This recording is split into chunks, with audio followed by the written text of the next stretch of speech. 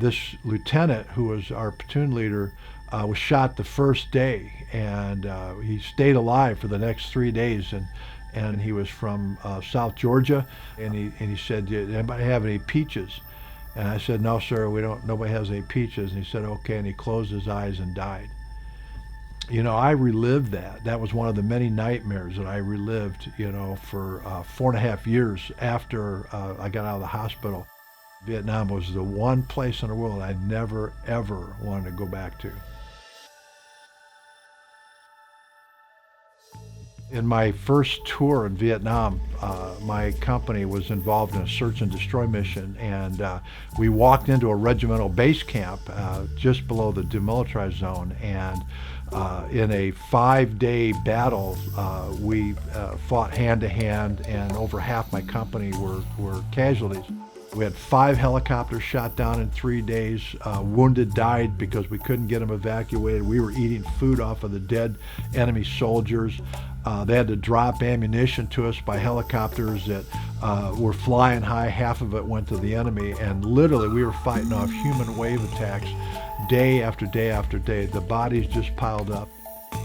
Years later, I started going back to Vietnam, and on one particular trip, I was the team leader, and we were working at a polio orphanage, and we were scheduling our next project. And I was to meet with a group of Vietnamese officials, one of them a former North Vietnamese colonel who was over all social services in the city of Saigon. So as we began talking, I discovered that he was the regimental commander of the unit that nearly wiped my company out in that 5-day battle on the DMZ. And so there was this silence on the other side of the table. The Americans were sitting on one side of the table, and the communist officials were sitting on the other side of the table. And so through our interpreter, a young lady named Hin was an amazing young lady. She spoke English, French, German, about 5 languages.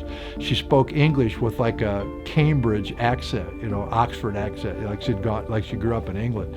So through Hin, we're talking to this colonel, and he said, why do you do this? Why are you coming back to my country? Especially in light of the fact that we were previously enemies.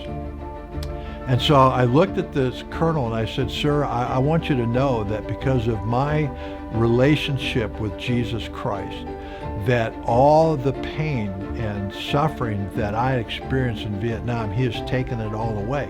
And that I can tell you, sir, that I love you and God loves you." Well, Hin, sitting at the end of the table, all of a sudden starts weeping.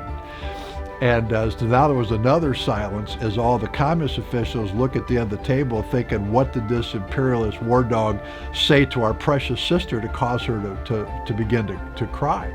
And this went on for a couple minutes, and it was really kind of quiet in there. And when she turned to the colonel and told him what I had said, he went from looking at her to looking at me, and a stunned look on his face, and then he stood up.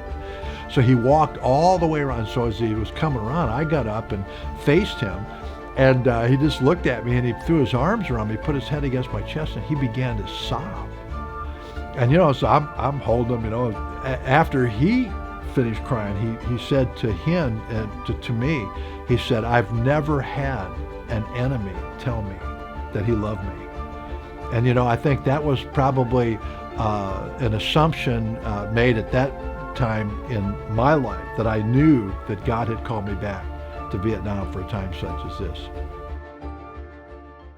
If this story inspired you, take the steps to change your life. The first step is always to say, "Jesus, help me."